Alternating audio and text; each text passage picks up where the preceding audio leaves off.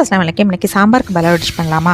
அதுக்கு first cooker எடுத்துகிட்டு சிறுபருப்பு, உருளைக்கிழங்கு, மஞ்சள் பொடி இவ்வளோ ஒரு 3 விசில் போட்டு வச்சுக்கலாம். ஒரு ஜார் எடுத்துக்கோங்க, ஒரு பேஸ்ட் அரைக்கணும்.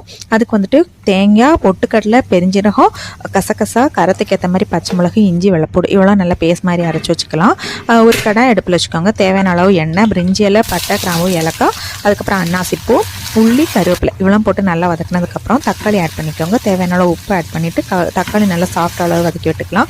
அரைச்சி வச்சுருக்க பேஸ்ட்டு தேவையான அளவு தண்ணி போட்டு 10 to 15 மினிட்ஸ் நல்லா கொதிக்கட்டும். அதோட பச்சை வாசனைலாம் போனதுக்கப்புறம் நம்ம பருப்பில் வந்துட்டு உருளைக்கிழங்கு ஒன்றும் பாதியமாக உடச்சி அந்த பருப்போடு இந்த கறியில் சேர்த்துக்கலாம். நல்லா கொதிக்க விடுங்க. ஒரு 10 மினிட்ஸ் நல்லா கொதிக்கணும். அதுக்கப்புறம் ஃபைனலாக என்னென்னா உப்பு கரெக்டாக பார்த்துட்டு கொத்தமல்லி போட்டு இறக்கணுன்னா செம்ம டேஸ்ட்டான கும்பகோணம் கடப்பா ரெடி. எப்போவுமே சாம்பார் தானே இட்லிக்கு பண்ணிகிட்ருக்கேன். இன்றைக்கி ஒன் டைமாவது இப்படி வித்தியாசமாக பண்ணி பாருங்கள். பட் அடிப்பொலி டேஸ்ட்டில் இருந்துச்சு. கண்டிப்பாக ஒன் டைமாவது ட்ரை பண்ணுங்கள். எப்படி இருந்துச்சுன்னு கண்டிப்பாக கமெண்ட்டில் சொல்லுங்கள். இன்னொரு வீடியோவில் பார்க்கலாம்.